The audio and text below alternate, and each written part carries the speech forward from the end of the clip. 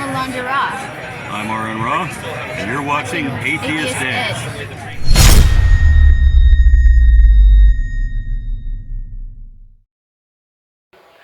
In person, check it out. So, wow.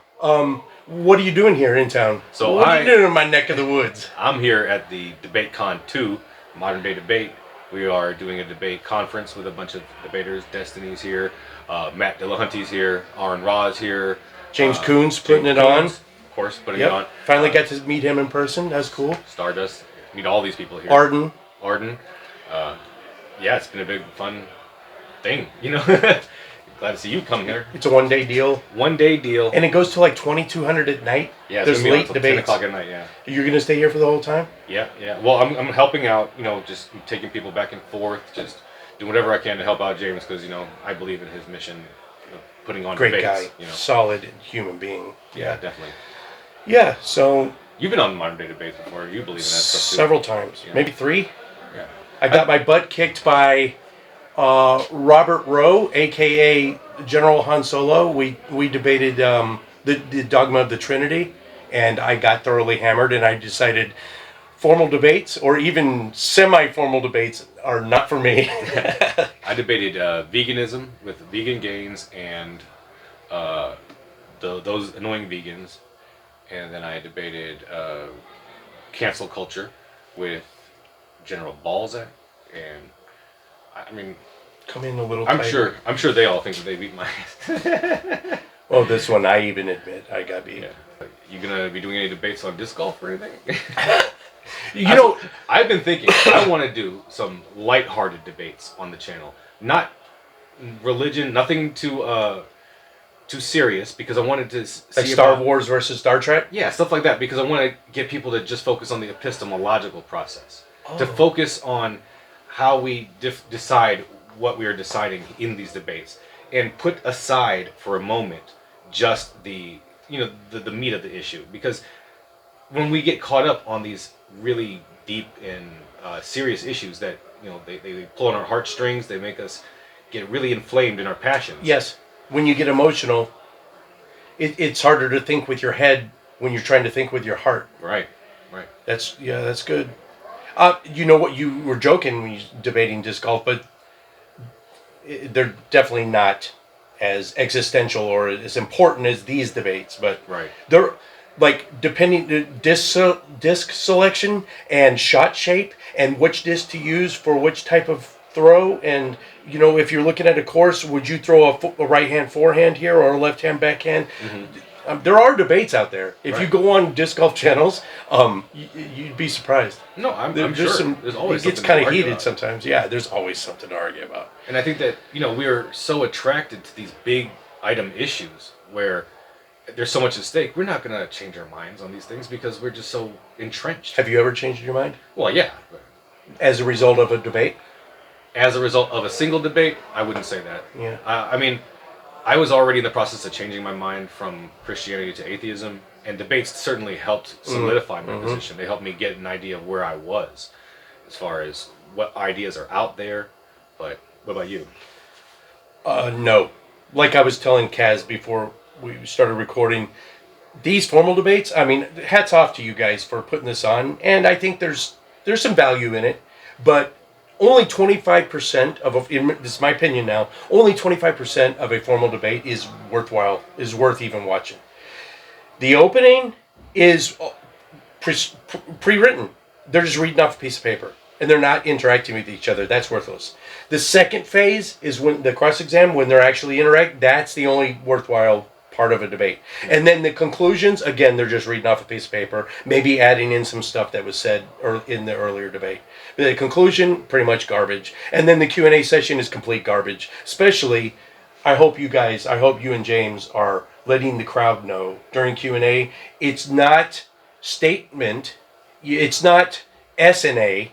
You know, they will get up in front of the mic and, this is my chance to shine. Everyone gets to hear me talk, and there's no question in there to be found. Yeah. It's just them rambling for 5 minutes, giving their opinion. Yeah, that happens. So make sure it's got to end in a question mark. Yeah. And even then, their questions are mostly worthless. Every once in a while, there'll be a gold nugget in the bottom of the oatmeal. I mean, from working on modern day debate, I think that a lot of the questions are pretty good. I'd say maybe 25 to 30% are just. But that's the YouTube channel. Yeah. You can pick and choose out in the live chat, right? Is that what you're talking about? No, I don't pick and choose. Oh. What happens is anybody sends a question, but the paid super chat. I think that's the selector, right? The people who want to pay to send their question are going to be more selective. Yes, and more thought out. Maybe, I don't know. Okay, that makes sense. What else? I was just playing disc golf with 3 young Earth creationists, and I was thinking. I said, "Hey guys, we kind of have to speed it up. I'm got to get up to Plano. There's a religion debates going on all day today. I want to get up there and meet some friends of mine." And they're like, "Your religion debate?" They know I'm an atheist. And one's got a geology degree, and he still believes the Earth is 6,000 years old. Oh, wow. Yeah. So what does he say? Do you ever have a debate with him? No, we don't talk religion much. It's all disc golf, and which is fine with me. We understand where we stand. We know where each other stands on that issue. Religion hardly ever comes up. It just happened to come up today because I'm going to this conference. Wow. So until today, I didn't even know that he was a young Earth creationist. I thought maybe creationist with a geology degree they all, from an accredited university. And another one of the 3 said global warming is just a political tool. There's nothing to it. The planet is heating up solely because of natural causes. That CO2 emissions played no part in it. No part whatsoever. No. Wow. And how do they back that up? I mean, but you haven't had a chance to debate. No. In fact, I'm probably not going to. The cool thing about disc golf, guys like us, like me and them, can get along just fine because we shared that. We shared disc golf. So there's a thing there to talk about. Like when you have people in your life that have these ideas that you definitely don't agree with, and they have varying degrees of malignancy. Right. Yes. When do you decide that you're gonna get in there? They're all pro-life. I mean, they're all pro-life also. That kind of wait. I don't talk about it, and I'm still their friends. But at what point can you? At what point do you stop being friends with someone on principle? When I don't draw the line there. If they were neo-Nazis, for instance, I mean, there is a line somewhere, right. But I haven't seen the line. And what happens if I, stop inviting them, if we stop going to play disc golf together? Well, that serves no purpose. At least being around me, if I'm not around, they're never going to get the opposing opinion. Yeah. So we might as well just keep hanging around each other, but yeah. Yeah, I agree with that. Disc golf brings all walks of life together. And the sport's is so overrun with Christians. If it weren't for Christians, I would have no one to play with. I like the back in the 80s and 90s when I first started playing, it was all laid back stoners, but I'll take what I can get now. Yeah I feel like if you start debating with somebody that you care about, you risk losing that relationship, obviously, and you're going to want to stop right at the point where it's going to break, probably, right? You want to stop right before the relationship begins to break, right? I guess theoretically. That's the dance you want to walk? Yeah. Now, one of the guys we play together twice a week, and we've had some conversations. And, he thinks the flood really happened. Yeah, I play twice a week with Kenneth, and he thinks the global flood happened. And we've talked in depth about that. It hasn't changed his mind yet. No, nor am I even trying to change his mind. I'm out there to have fun and play disc golf, but, at no point did he... Well, if you have a shared common activity like disc golf that you... Really, no matter how contentious a religious debate, for me, at least, it has never even come close to a point where we're just going to not play disc golf together. Right. I don't know. I mean, and it could be anything. If you join a sewing club or a book club, I could totally see a book club because there's a lot of debating going on there anyway. I don't know.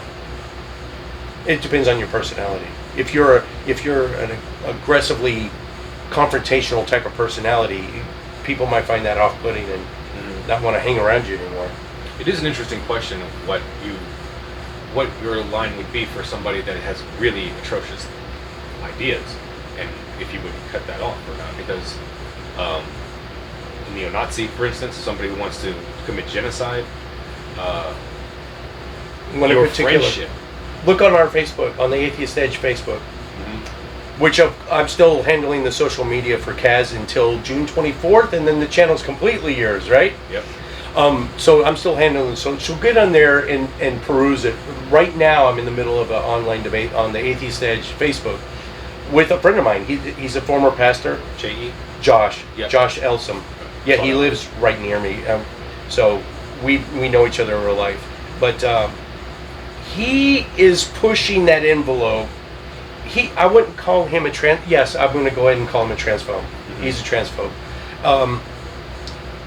He tries to cleverly word it to where he's not, but he's definitely taking his jabs at trans people. Yeah. Denying that they even exist, denying their gender identity completely. That is kind of pushing the line. I will still talk to him, and if he wanted to get together for a beer, now I got a dilemma. I don't think I would anymore at this point. If he wanted to hang out, no, I just wouldn't do it. Yeah, it's a shame though. I just can't. That's the bridge too far for me. Yeah, just for a beer? I mean... Yeah, would you? See, The guy that's refuses question, to right? call people by their pronouns. Is that enough? The question is my friendship with this person, my association or whatever, is that a good or a bad? And I'm thinking right now that if I give a friendship to a person who's got these horrible ideas, right? Friendship is a support. So it kind of supports them in it. So I'm thinking you're supporting their ideas in a de facto kind of way. But I mean... But you're Kaz, a great influencer. Wouldn't you being around be a net positive? Because as long as you're around and you have good information, which I know you do, a guy like that might see the light one day. Yeah, that's the idea, right? If you continue to befriend people with bad ideas, your influence might eventually bring them to the good side, the light, whatever you call it. I don't know enough about that issue. The biological sex, gender expression, gender identity, and sexual proclivity. I know that they're all separate, and they're not mutually exclusive, and they're interchangeable. You can be two and not the other two. You can be three and not one of them. I know that, but someone like student Dr. Ben, an actual trans person that has the actual scientific knowledge behind it, would be much better being able to explain this type of stuff to him. Yeah. Like when we were talking about we were playing disc golf today, and they brought up the global warming stuff. And I know there's 416 parts per million of atmospheric carbon right now, and it's the highest ever in Earth's history. And I guess that maybe 50 to 70% of that is human caused, and they say less than 10. But that's where I stop. I don't know enough about it to continue that argument. Yeah, I guess the strategy might be to just say, okay, I don't think you're right, but That's exactly pretty much what I said. let's just explore this idea together. Mhm. Let's do the research together and figure out what we can figure out. Yeah. It's hard to when you're on a golf course, but yeah. It's hard in any And situation. so most of these guys, I only see them on the disc golf course. Yeah. Kenneth, I see from time to time, but all the others, we only see each other on the golf course. And, when you're playing, if you're not talking about disc golf, if you're talking about anything other, it's quick interactions because someone's up to throw or someone's pulling a disc out of the basket, Yeah, so that makes it's not an optimal time to be, definitely not heavy topics. Yeah. So what's going on with the Disoriented? How's it going? You liking it? Yeah. Love it. I love not caring about views. Not that I really did, but I treated Atheist Edge as kind of a job. Disoriented it's total 100% hobby. So there's a weight lifted off of me, and so I'm liking that. And my video quality, my production quality it's in the shitter. Because I just throw it up. I kind of splice stuff together and I throw it on. I really need to do some I need to edit it better.